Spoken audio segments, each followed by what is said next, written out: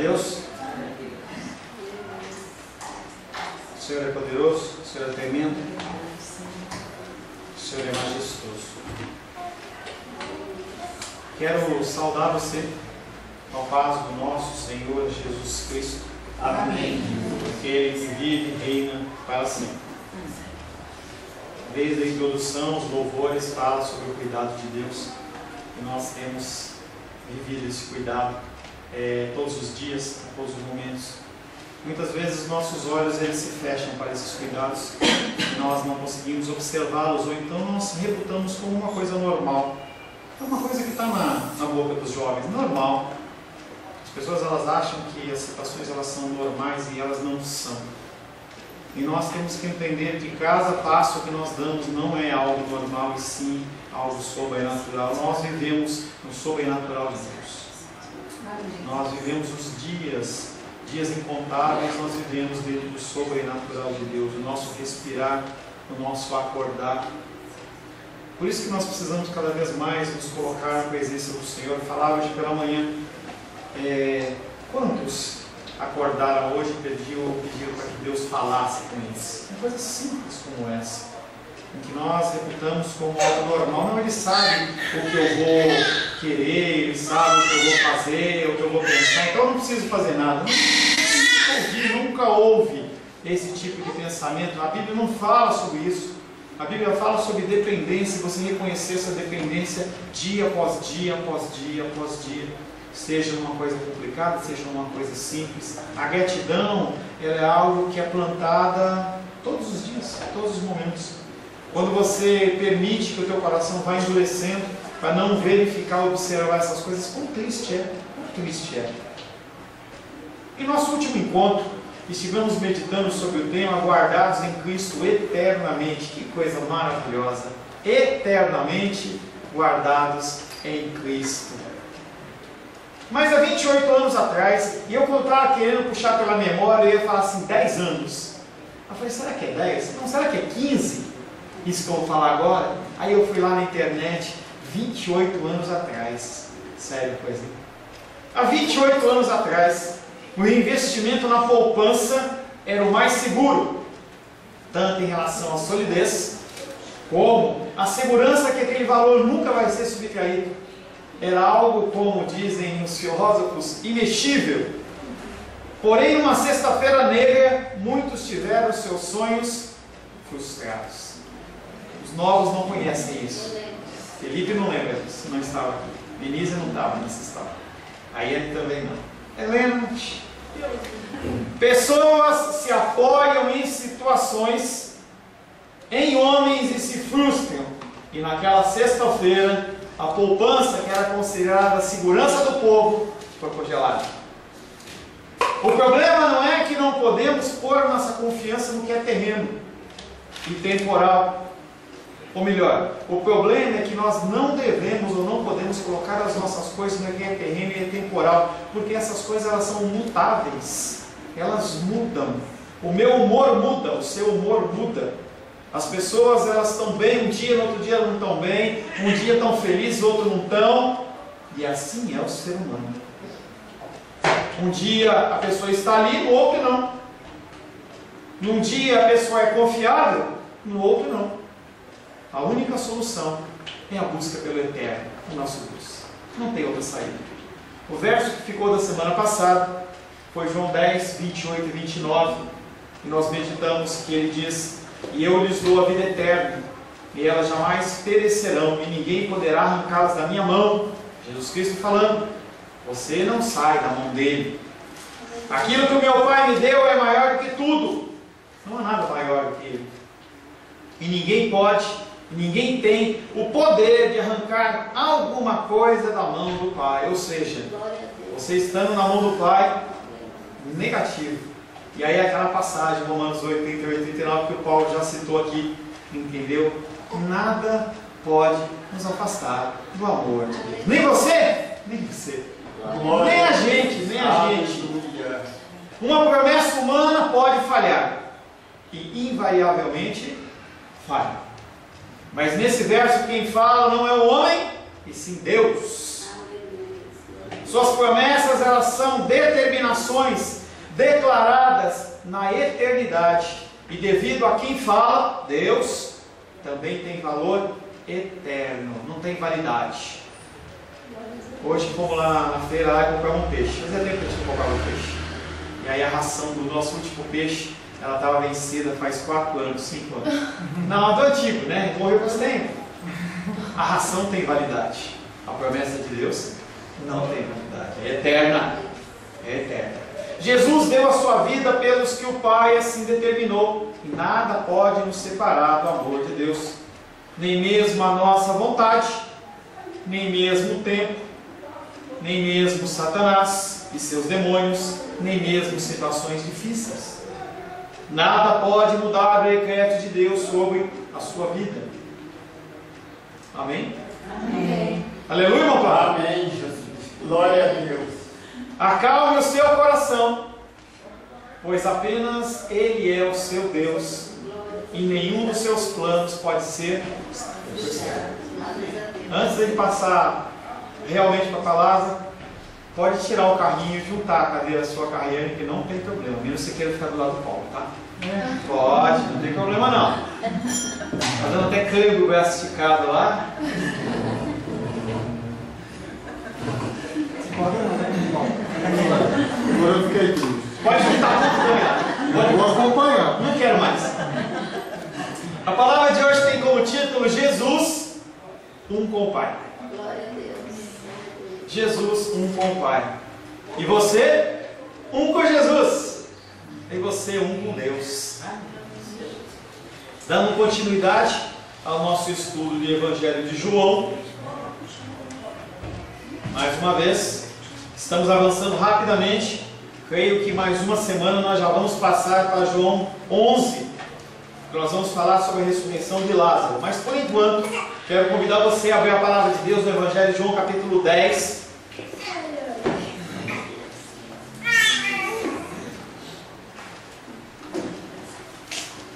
Versos 25 em diante. Evangelho de João, capítulo 10, versos 25 em diante. Assim diz a palavra de Deus. Respondeu-lhe Jesus: já vou-lo disse, e não credes. As obras que eu faço em nome do meu Pai testificam ao meu respeito. Mas vós não credes, porque não sois das minhas ovelhas. As minhas ovelhas ouvem a minha voz, e eu as conheço, e elas me seguem. Eu lhes dou a vida eterna, e jamais perecerão. E ninguém as arrebatará da minha mão. Aquilo que meu Pai me deu é maior do que tudo, e da mão do Pai ninguém pode arrebatar. Eu e o Pai somos um. Novamente pegaram os judeus em pedras para lhe atirar. Disse-lhe Jesus: tenho-vos mostrado muitas obras boas da parte do Pai. Por qual delas me apedrejais? Responderam-lhe os judeus: não é por boa obra que te apedrejamos, e sim por causa da blasfêmia. Pois sendo tu homem, te fazes Deus a ti mesmo. Replicou-lhe Jesus: não está escrito na vossa lei? Eu disse: sois deuses? Se ele chamou deuses àqueles a quem foi dirigida a palavra de Deus e a Escritura, não pode falhar. Então, daquele a quem o Pai santificou e enviou ao mundo, dizeis: tu blasfemas, porque declarei sou filho de Deus? Se não faço as obras do meu Pai, não me acrediteis. Mas se faço e não me credes, crede nas obras, para que possais saber e compreender que o Pai está em mim e eu estou no Pai. Palavra do Senhor. Amém? Amém. Senhor, em nome de Jesus, mais uma vez nós lemos a Tua Palavra. A Tua Palavra que é viva e eficaz, a Tua Palavra que permanece para sempre, a Tua Palavra que é suficiente para nos fortificar, nos ensinar, nos exortar, nos consolar e nos dar vida. Queremos nesta noite mais uma vez ouvir a Tua voz, ouvir a direção do Senhor para nós, Pai. Por isso, Pai, peço que o Teu Espírito de entendimento seja sobre as nossas vidas. Peço a Ti, Pai, em nome de Jesus, que o Senhor me capacite como instrumento da Tua vontade. Não tenho nada a falar de mim mesmo, Senhor, mas sei que o Senhor tem algo a relatar, a trazer, para cada coração. E que cada um possa receber uma mensagem, Pai querido, que venha a cumprir o teu desígnio e a tua vontade. É o que nós oramos, em nome de Jesus. Amém. Amém. Jesus, um com o Pai. O primeiro versículo que nós vamos meditar é João 10:30, que diz: eu e o Pai somos um. Uma afirmação simples como essa, ela é carregada de muitos conceitos doutrinários, teológicos, muitas direções para a nossa vida. Cabe a você se debruçar sobre um versículo como esse e meditar, ou simplesmente fazer uma leitura corrida. Os versículos que nós lemos anteriormente, versos 28 e 29, eu lhes dou a vida eterna e elas jamais perecerão e ninguém poderá arrancá-las da minha mão. Aquilo que o meu Pai me deu é maior do que tudo e ninguém tem o poder de arrancar alguma coisa do Pai. Esses versículos, eles afirmam explicitamente que o Pai e o Filho, e implicitamente que o Espírito Santo, todos eles têm um propósito conjunto na perfeita preservação das tuas ovelhas. Uma das atribuições, um dos desígnios de Deus é a manutenção daquilo que Ele criou, da qual eu e você fazemos parte. E nós, como filhos, nós temos um tratamento diferenciado. E o Senhor, Ele cuida de nós. E Ele nos protege. É o cerne do que foi falado até agora. É o que o irmão Paulo falou, é o que os hinos que nós cantamos falaram. Tudo coopera para a manutenção da nossa vida. Não é que Deus existe em função de nós, não é isso. Isso é um pensamento humano, em que o homem ele está no centro e que ele tem que ser adorado e idolatrado. Não é isso que eu estou falando. Eu estou dizendo para você que as coisas elas cooperam para que seja bom para nós. Por mais que a minha visão terrena e a sua visão terrena não consiga contemplar isso. Num momento de luta e dificuldade, o que menos você vê é Deus. Você tem dificuldade, nós temos dificuldade no momento de revés, você conseguir ver a figura de Deus. O Pai, o Filho e o Espírito Santo, eles são um em pensamento. O Pai, o Filho e o Espírito Santo são um em ação. O Pai e o Espírito Santo e o Filho são um em essência. Todos eles são Deus e cada um é Deus. O que eles pensam, pensam em conjunto. A ação deles é suportada pelos outros. Toda a ação divina ela é uma ação de concordância. Nesta comunhão, Jesus se apresenta para aqueles homens, para os judeus, como um novo santuário. É uma coisa que está implícita nesse versículo. Jesus está falando, eu e o Pai somos um. Eu sou o novo santuário. Eu sou o novo templo. Não mais um templo de parede. Se você não sabe, aqui já foi uma pizzaria. E se nós sairmos, pode ser qualquer outra coisa, dentro de pneu. A diferencial é a nossa presença aqui e a presença de Deus conosco. João capítulo 2, verso 19 e 21, diz: Jesus lhes respondeu: destruí esse santuário e em 3 dias o reconstruirei. Ele, porém, se referia ao santuário do seu corpo. Jesus já estava ensinando, desde João capítulo 2, lá atrás, falando para aqueles homens: olha, esse templo aqui, ó, é temporal, ele passa. Essa igreja que nós congregamos aqui, ela é temporal. Há 4 anos e meio, 5 anos atrás, ela não existia. Hoje ela existe, pode ser que amanhã ela não exista, pode ser que a gente vá para outro lugar, ou ela deixe de existir. Mas a ação, a vida do Senhor Jesus Cristo, ela é eterna, porque Ele é um com o Pai. Ele é um com o Pai. Não mais um tabernáculo carregado pelo deserto. O tabernáculo teve a sua função, mas acabou. Não um templo construído por mãos humanas, também teve a sua função, mas acabou. O santuário eterno é aquele santuário que é a figura de Cristo. E hoje, a minha vida e a sua vida, você tem que entender que você é o templo do Espírito Santo. Se você tivesse consciência, quando eu digo você, sempre eu estou incluso, tá? Nunca ache que eu estou fora da minha declaração, não. Se você pensasse e entendesse que você é o fruto do que é o templo do Espírito Santo, quanta coisa você ia deixar de fazer? Ou quanta coisa você ia fazer? Quanto tempo perdido? Quantos recursos jogados fora? Quantas palavras duras declaradas? Quantos sentimentos reprimidos? Você, como o Espírito Santo habitando dentro de você, você como um templo, com essa consciência, você iria mudar o mundo. 11 homens, com essa consciência, mudaram o mundo. Impactaram o mundo. Você tem essa condição. Você tem uma condição de orar por pessoas e elas serem curadas.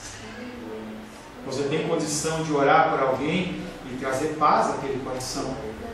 Você tem condição de falar da palavra de Deus dentro da sua falta de cultura, se assim o for, e trazer consolo aos corações. Porque Jesus Cristo é um com o Pai. E nós somos um com o Pai, com Cristo.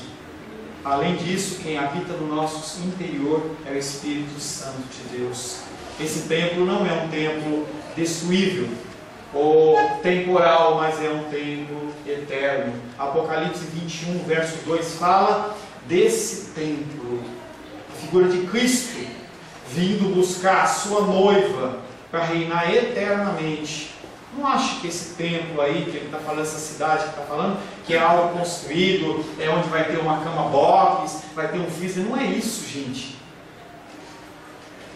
Apocalipse 21, 2. Vi também a cidade santa, Nova Jerusalém, Jesus, que descia do céu da parte de Deus, ataviada como noiva adornada para o seu esposo. Está falando de Cristo, vindo te buscar, resgatar. O Pai está presente e se manifesta em Jesus, e através dele realiza a sua obra redentora. Jesus Cristo tem a função redentiva. Não foi Deus Pai que morreu na cruz do Calvário. Não foi o Espírito Santo que morreu na cruz do Calvário. Quem morreu foi Jesus Cristo. Glória a Deus. Quem ressuscitou? O Espírito Santo. Por ordem de quem? Deus Pai. O Pai está presente, se manifesta em Jesus, e através dele realiza a sua obra redentora. Jesus se entrega para a realização plena desse desígnio, até que chega na cruz do Calvário. Antes da sua morte, ele declara: está consumado. Algo como isso é transferido dos ombros de Cristo para o seu ombro. Quando você estiver perante Cristo, você vai falar: está consumado. Você fez o que você deveria ter feito. Você cumpriu? Eu cumpri. O Pai está presente, se manifesta em Jesus, e através dele realiza sua obra redentora. Jesus se entrega para a realização plena desse desígnio. A identificação entre ele e o Pai exclui toda instância superior. Apesar de Jesus ter sido comissionado pelo Pai a vir nos redimir, ele não é submisso ao Pai, porque ele é Deus. Esse é um conceito muito importante. É um conceito que separa cristãos e não cristãos. Jesus Cristo, ele é Deus. Mesmo sendo ordenado, Deus tendo ordenado para ele, sim, mesmo, a função dele é uma função redentiva. Não é a função do Pai. A função do Pai é uma função de coordenação. É algo semelhante à igreja. Pode até parecer que eu sou melhor ou mais importante que você, mas só parece. Mesma coisa. Tanto você que está aí, tanto você que está aqui, tanto você que ajuda ou não ajuda, todos nós fazemos parte de um corpo, que é o corpo de Cristo. E desta forma, nós somos um com o Pai. A crítica a Jesus, feita pelos judeus, é uma crítica feita a Deus. A oposição a Jesus é uma oposição a Deus. Aí você pensa no seu coraçãozinho pecaminoso: estou bem, pastor. Antes tivesse. Toda vez que você não cumpre a palavra do Senhor, você está indo contra Deus. Não é contra mim. Não é contra mim, é contra Deus. Você não deve nada a mim. Eu pressiono você. Aqueles que sofrem a minha pressão sabem, eu pressiono. Não é só bastante. Entendeu? Mas vocês não devem nada a mim. Eu pergunto, e aí? Por quê? E aí? Por quê? Mas você não deve satisfação a mim. Alguns eu aperto na área financeira. Mas você não deve, as tuas finanças é sua, não é minha. Você que trabalhou, é você que recebe os seus recursos, você não deve nada a mim. Mas você deve a Deus. Quando você vai contra os seus ensinamentos, você está indo contra Ele. Mas eu amo a Deus. Ama nada. Ama nada. A palavra de Deus diz que você ama, você cumpre. Se você não cumpre, você está dizendo que não ama. Aqueles homens judeus não podem se apoiar em nada para julgá-lo. Diante dele não há mais do que aceitação e rejeição. Ou você aceita a palavra de Deus como um todo, ou você não aceita. Sim, sim, não, não. Quer? Quer. Não quer, não quer. Certa feita, um homem de Deus fala assim: vocês querem servir a Deus? Elias, você quer servir a Deus? Serve a Deus. Quer servir a Baal? Serve a Baal. Quer se continuar no mundo? Continua. Se divirta, seja feliz, se assim for possível. Aqueles homens não podem se apoiar em nada para julgá-lo. Diante dele não há mais nada do que aceitação e rejeição, sabendo que uma ou outra fazem referência a Deus. Quando eu falo algo para você que vem de Deus e você testifica, não é porque saiu da minha boca, não. Quando você testifica na palavra que realmente veio de Deus e você não põe em prática, você está entrando em contenda com o Senhor. Os profetas passaram por isso. Você deve passar por isso também. Ezequiel, chega um momento em que ele fala: pô, o povo não me ouve. Deus fala: não, eles não estão rejeitando você, estão rejeitando a mim. A rejeição é a Deus. Aqueles judeus, eles estavam rejeitando a Deus. Eles só tinham Deus no nome deles, judeus, né? Nem tinha percebido, que vem aqui agora isso. Entendeu? Só tinham Deus no nome, porque as ações dele não refletiam aquilo que eles falavam que era. Consequentemente, toda a promessa feita por Jesus aos filhos, na verdade, ela se cumpre porque não vem do homem, mas vem de Deus. E aí é o perigo das pessoas que falam em nome de Deus. Ó, Deus está mandando te dizer isso. Cuidado com esse tipo de discurso. Cuidado com esse tipo de discurso. É muito legal você receber uma direção como essa, mas se não proceder de Deus, você mata a pessoa. Agora não deixe de falar também não. Não deixe de falar não. Porque o Senhor, Ele utiliza elementos naturais como eu e você para interagir com esse mundo. Ele pode enviar anjos. Falei na semana passada daquela visão que eu tive do passarinho, aquelas coisas lindas e maravilosas, usou o Sebastião na outra semana, mas a regra é a palavra de Deus. E essa palavra é verdadeira, ela não volta atrás, é o que nós estamos falando.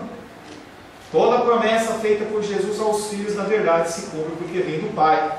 Os judeus tinham pedido uma declaração clara, que explicasse se ele era ou não o Messias. Ele deu muito mais. Jesus Cristo, ele sempre superabunda. Além de mostrar para aqueles homens tudo que ele estava pedindo, ele vem mais e fala assim: eu sou a referência. Eu sou Deus. Eu com o Pai somos um. Judeus. João 10:31. Os judeus outra vez apanharam pedras para o apedrejar. E nós já falamos, quando você vê no Evangelho de João escrito assim, os judeus, está falando de religiosos. Não é o povão não, é religiosos. Os judeus são os mesmos dirigentes que já tinham tentado apedrejar Jesus, porque não podiam admitir que ele fosse a realização do plano de Deus. É assim que funciona o mundo em relação às pessoas que querem ser cristãos verdadeiros. Sinto lhe dizer, Paulo, que a tua pedreira está só começando. Vai haver tempo em que você vai falar assim: que bom aquele tempo em que eu tinha problema era com tijolo e pedreiro fazendo parede torta. Porque quando a pessoa ela decide fazer algo de uma forma correta, As pessoas vivem assim. Elas querem apagar aquele incêndio, elas querem apagar aquele fogo, elas querem matar. E os judeus, outra vez, apanharam pedras para o apedrejar. Nós temos que calar este homem. Nós temos que calar este homem. Identificando-se com o Pai, eu e o Pai somos um, a rejeição é completa. Porque essa declaração, além de fazer Jesus Cristo como Deus, escancara o coração daqueles homens. E aqueles homens, eles não conseguem suportar estar na presença do Deus vivo, porque os seus pecados, eles vêm à tona. Quando você se coloca como servo de Deus em qualquer situação, as pessoas ficam incomodadas. Já passou um tempo, eu posso contar. Há um tempo atrás, Felipe encontrou dinheiro lá onde ele morava e ele começou a procurar o destinatário. De quem era aquele dinheiro? As pessoas ficaram incomodadas. Por quê? Por quê? Por quê? As pessoas não estão acostumadas com esse tipo de ação. E não é que olha e fala assim, nossa, como ele é santo. Não, o coração dos homens fica escancarado. E eu pegava e para mim, e as pessoas ficam com vergonha. E os judeus, outra vez, pegaram pedras para o apedrejar. O Messias para ele é um inimigo, porque vai tudo contra o que eles acreditam. Saia daqui e vai com esse pensamento que nós temos aqui numa igreja neopentecostal e fala sobre pecado. Vai e começa a falar que a pessoa, o culpado porque o cara está enchendo a cara de pinga, não é ele mesmo, mas é o Zé Pilintra. Opa, legal, hein? Agora fala que a culpa é dele. Eu estou trabalhando com um livro que fala sobre doença, o vício como doença ou como pecado. E isso é um debate enorme, porque a psicologia ela puxa para o lado da doença. E a Bíblia fala, não é pecado. Em nenhum momento da Bíblia é doença. Para a psicologia e para o homem, não é. Ou melhor, invertir. Para a Bíblia, sempre é pecado. Para a psicologia, é doença. Tadinho da pessoa. Coitado. Os princípios bíblicos são totalmente contrários ao mundo. Se você levanta uma bandeira como essa, você não tem misericórdia. Você não sabe o que está passando por essa situação. João 10:32. Jesus então lhes disse: tenho-vos mostrado muitas boas obras da parte do Pai. Por qual delas quereis me apedrejar?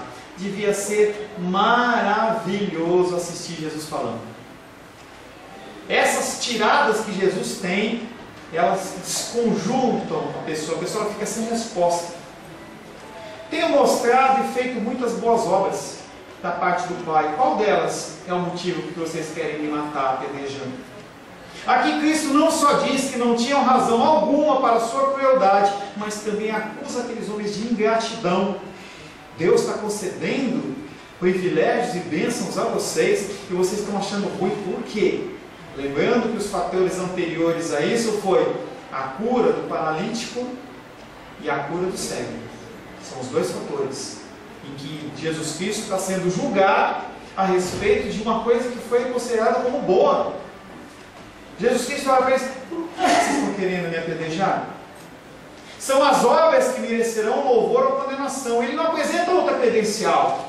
Ele não está falando, olha, vai lá ver a minha hierarquia, vê de onde que eu sou procedente, não olha lá. Não, nada disso. Ele está falando das obras dele, que é o que ele apresenta. Leia o Evangelho de João.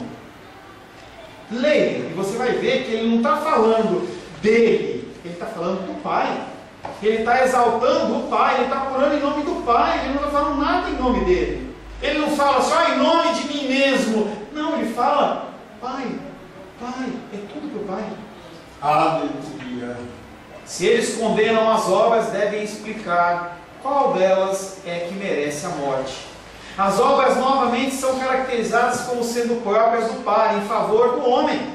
Jesus não argumenta a sua missão mediante palavras. É muito fácil ficar falando: eu sou crente, eu sou crente, eu sou crente.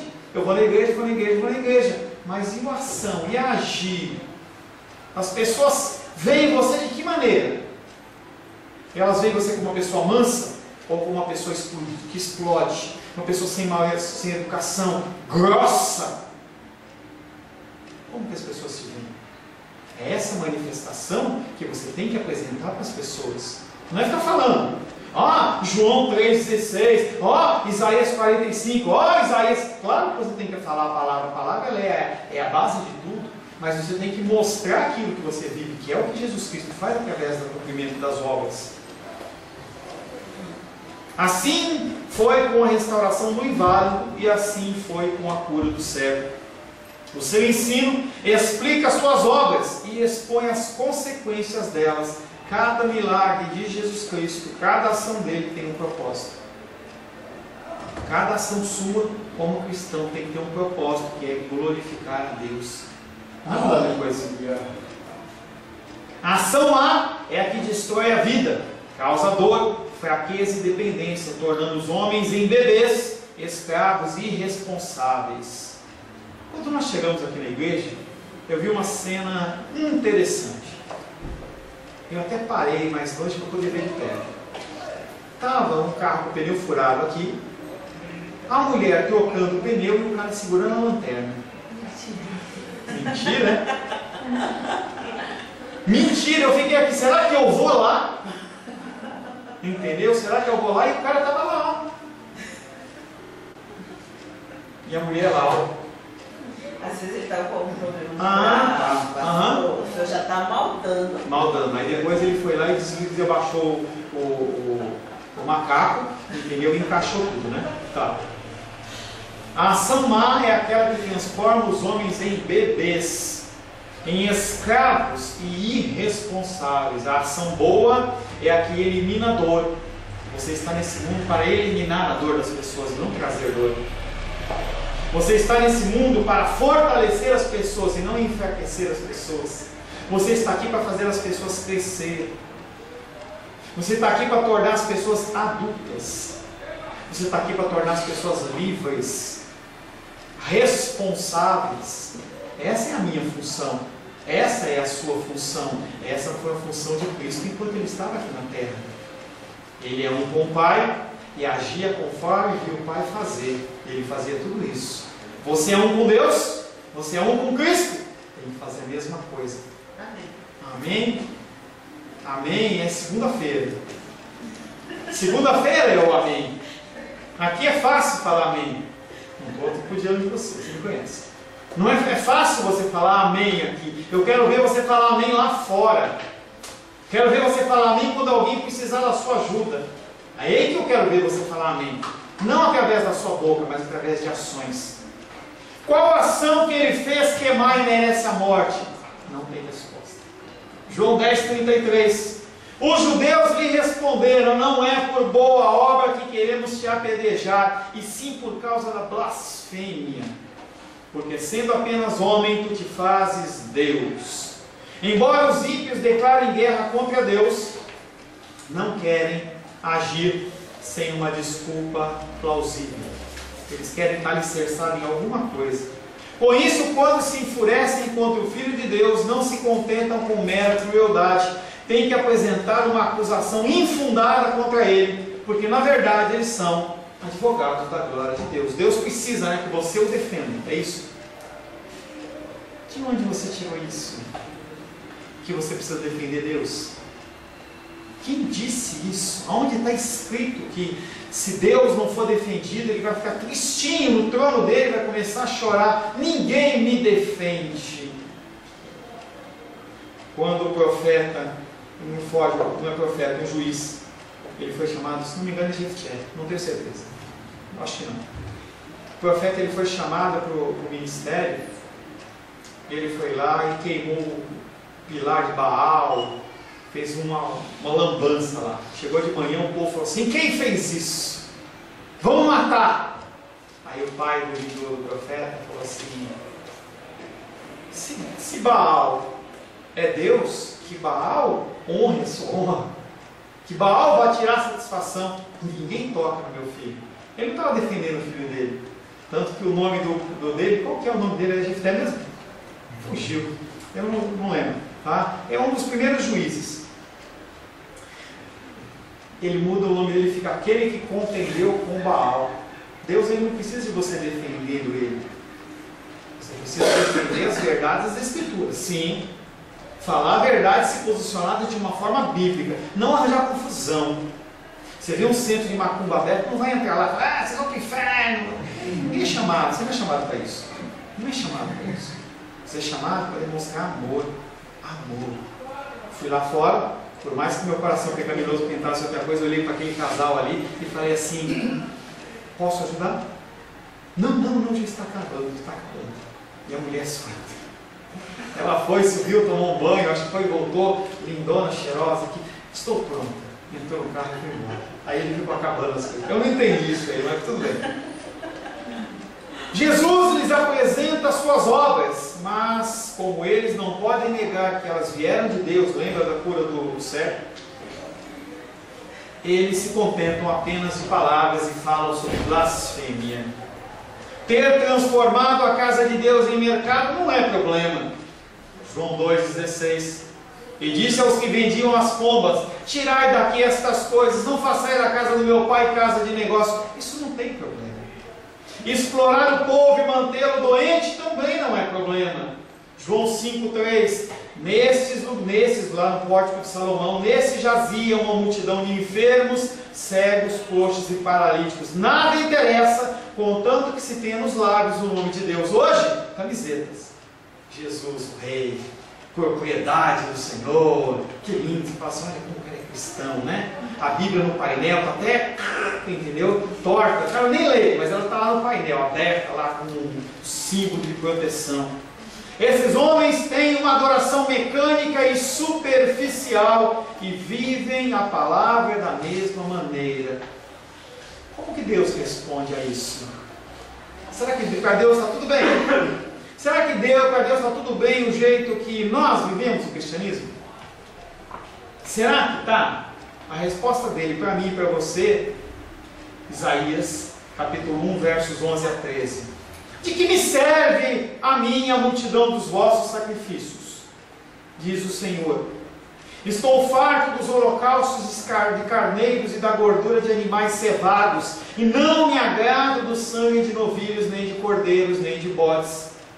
Quando vindes para comparecer perante mim, quem vos requereu o só pisardes em meus átrios? Olha que duro. Não continueis a trazer ofertas vãs. O incenso é para mim abominação, e também as festas da lua nova, os sábados e a convocação das congregações. Não posso suportar a iniquidade associada ao ajuntamento solene.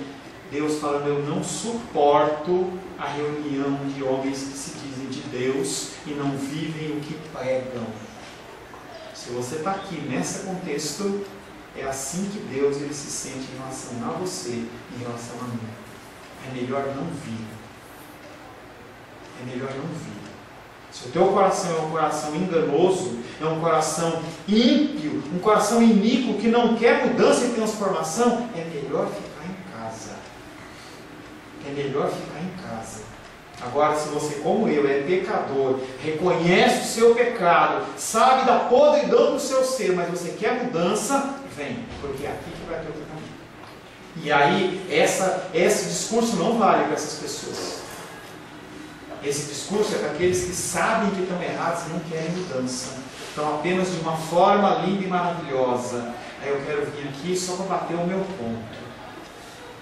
A expressão que eles chamam de blasfêmia mais. A expressão que eles chamam de blasfêmia é exatamente o projeto de Deus. Aqueles homens olham para Jesus Cristo e falam, blasfêmia.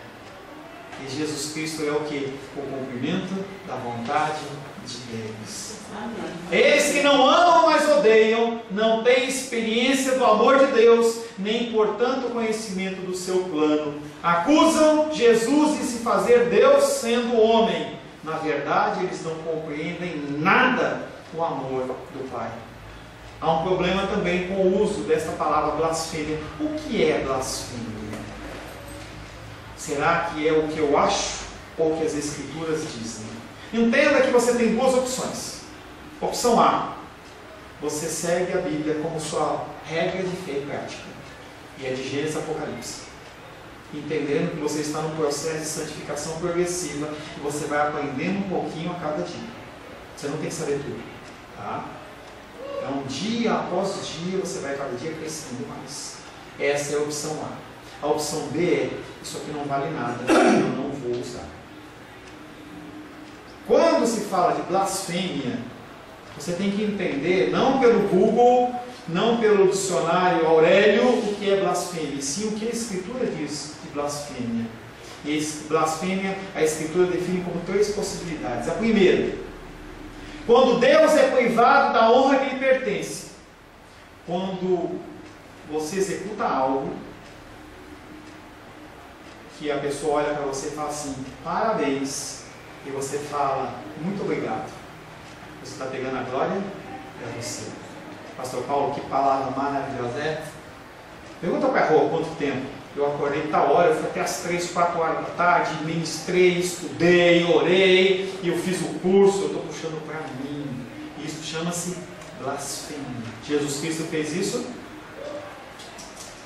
Nabucodonosor é um exemplo em que ele, comissionado por Deus para executar uma obra junto ao povo de Israel, certa feita ele puxa a glória para ele e o profeta fala: não faça isso. Você foi um instrumento de Deus, mas quem usou você foi Deus. Desculpa. Certo dia aquele homem abre a porta do seu castelo, lá na sacada, e ele olha aquela vastidão, ele não consegue enxergar o fim do seu domínio, e ele fala: eu sou demais. A palavra de Deus vem do céu e fala assim: porque você não deu glória a Deus, você vai passar 7 anos comendo grama que nem bicho. Depois esse homem volta à consciência, ainda bem que Deus deu essa oportunidade para ele, e ele: glorificado seja o nome do Senhor. A primeira posição de blasfêmia é você puxar a glória para você. Jesus Cristo não fez isso. Segunda possibilidade: você atribuir a Deus algo errado, ou inadequado, ou contrário à sua natureza. Você falar que Ele é injusto. Você julgar Deus como alguém que cometeu um erro. Nós fazemos isso demais. As situações que nos são apresentadas, nós questionamos. Hoje pela manhã falamos assim: Deus, a quem Ele buscou conselho para fazer as coisas que Ele fez? Será que Ele senta com você numa fogueirinha, comendo marshmallow e pergunta assim para você: ô Naldinho, o que você acha em relação a isso? Ô Pastor Paulo, você acha que é por aqui que eu vou? Não.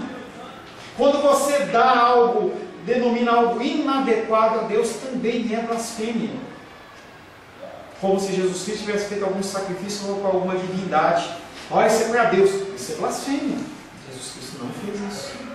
A terceira possibilidade de ser blasfêmia é quando você usar o santo nome de Deus em vão. Isso é blasfêmia. E não é Deus me livre, Deus te abençoe. Não é isso.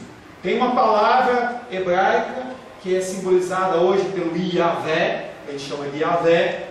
Entendeu? Essa palavra, quando pronunciada de uma forma correta, de uma forma leviana, blasfêmia. Em nenhum momento Jesus Cristo usou essa palavra. Então ele não privou Deus de honra, ele não imputou a Deus uma coisa errada e nem levou o santo nome de Deus em vão. Ou seja, ele não é blasfemo coisa nenhuma. E aí o discurso que nós vamos dar continuidade a partir da semana que vem vai ser exatamente isso. Cristo vai falar com eles assim: espera um pouquinho, vocês não sabem a lei de vocês? Porque está lá na lei de vocês. E se nós não entendemos a lei do Senhor, nós incorremos em erros como esse, em que nós estabelecemos julgamento sobre a vida das pessoas ou decisões da nossa vida de uma maneira pautada apenas nos nossos pressupostos, naquilo que você acredita.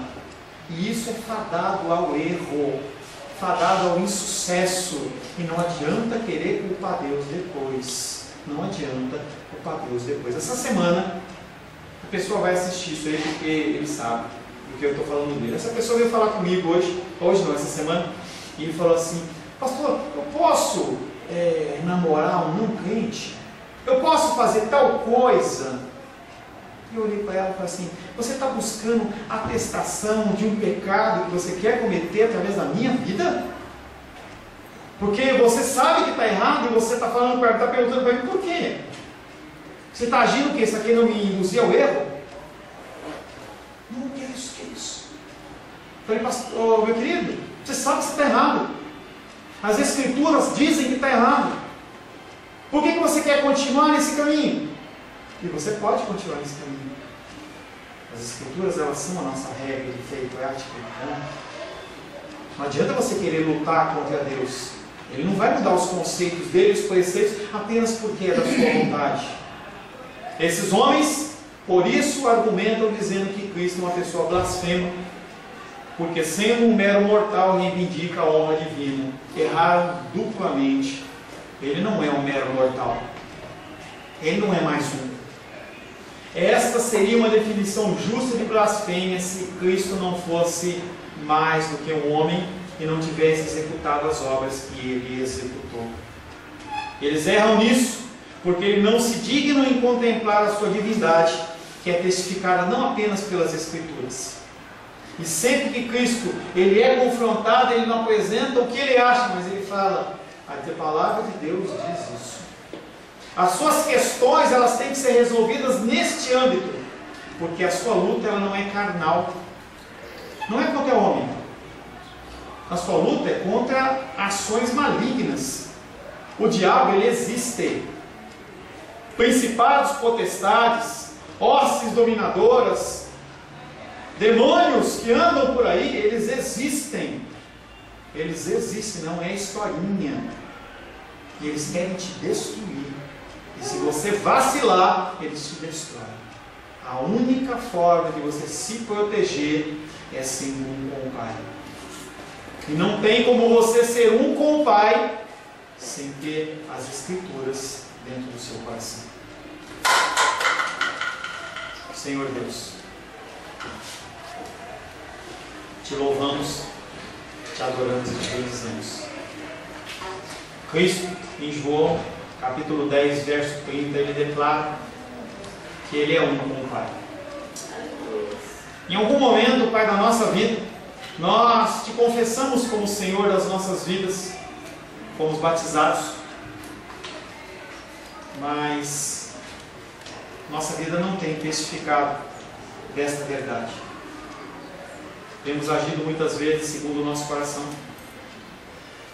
temos sido movidos de acordo com as situações que nos rodeiam. Nós temos entristecido o teu coração. Nós temos esquecido que o Espírito Santo habita dentro de nós. E isso traz tristeza para o Pai. Mesmo assim, queremos ser um contigo, Deus. Para isso nós precisamos do Senhor. As mentiras, elas estão tão encravadas no nosso coração que passaram a ser verdades. E nós trocamos, Pai, a santidade por uma santidade maculada pelo humanismo e pelas nossas vontades. Purifica-nos, Pai. Passa o teu sangue sobre as nossas vidas. Constrange-nos, Pai, o coração, para que nós venhamos, Pai querido, a glorificar não apenas através de palavras, mas também através do nosso testemunho. Que as pessoas possam, Pai, neste mundo caótico, identificar em nós, Pai, pessoas diferentes. Pessoas que ajudam, pessoas que amam, pessoas que encontram, Pai querido, dinheiro, valores na rua e não pegam porque não fazem, não é deles. Pessoas, Pai querido, que regem as suas famílias dentro de uma forma bíblica. Pessoas que cuidam dos teus filhos, para que eles possam crescer em estatura e graça, que não pervertem, Pai querido, em detrimento, Pai, de uma aceitação humana. Nos capacita, Pai. Gera, Pai, nesta semana no nosso coração o desejo de buscar mais a Tua Palavra. Que nós possamos, sim, lidar com as situações do dia a dia, mas que nós possamos priorizar o Senhor, priorizar a Tua palavra, Deus. Nos fomenta o coração, Pai querido, a oração.